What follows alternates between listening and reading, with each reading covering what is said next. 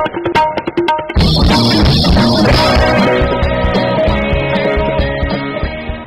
evening and welcome to the English News. I am Danya. First the headlines.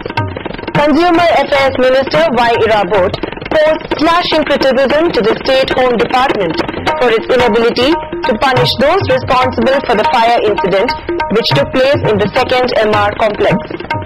MLA Aug1 urges the centre to seriously deal with the economic blockade.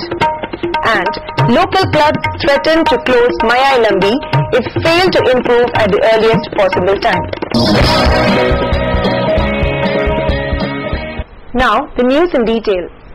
Consumer Affairs Minister Aug1 today lambasted authorities of the State Home Department for its inability to punish culprits responsible for the arson of several quarters of the 2nd MR Battalion on the 2nd of this month.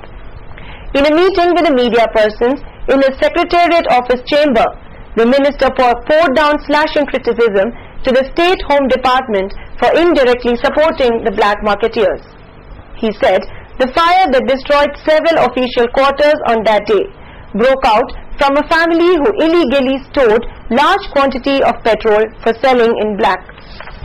Reacting to the media clarification made by the commanding officer of the 2nd MR, the Consumer Affairs Minister said that the CO cannot deceive the people as the incident was witnessed by scores of people including the media persons.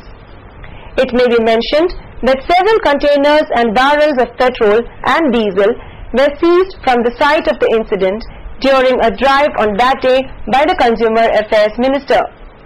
All the seized materials were kept in his custody. The Consumer Affairs Minister, further speaking to media persons, said that was not the first incident of security personnel being caught with illegal stocks of petrol.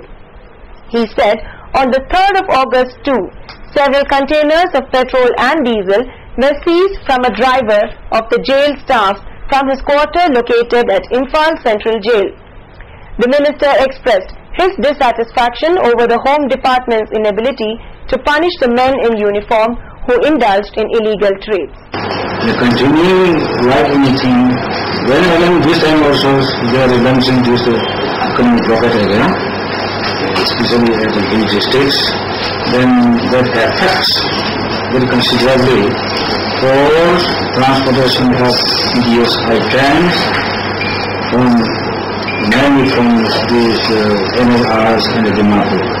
MPP legislator Aug1 today urged the central government to seriously deal with the United Naga Council, which is imposing 20 days economic blockade along the national highways.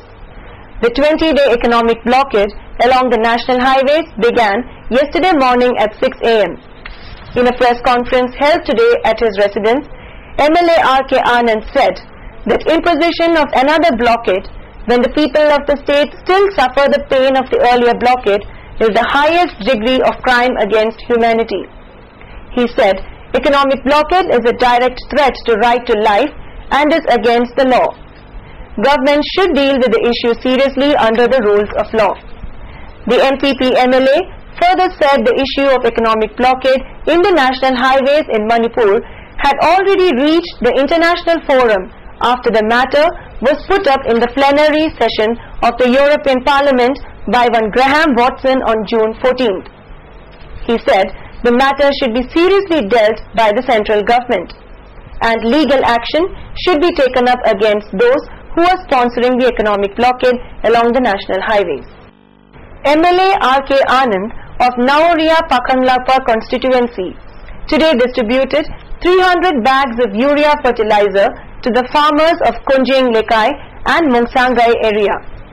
The fertilizers were distributed from the quota given to the MLAs by the state government at its original rate of ₹400 per bag. Earlier, the MLA had distributed 500 bags of urea to some parts of the constituency. Expressing regret that he could not be able to distribute the required quantity to the farmers, he assured to distribute if more bags were given by the government. All clubs located within Hairangoi-thong to Sekmaijen is all set to launch stir-in protest against the prolonged negligence of Maya Lambi Road.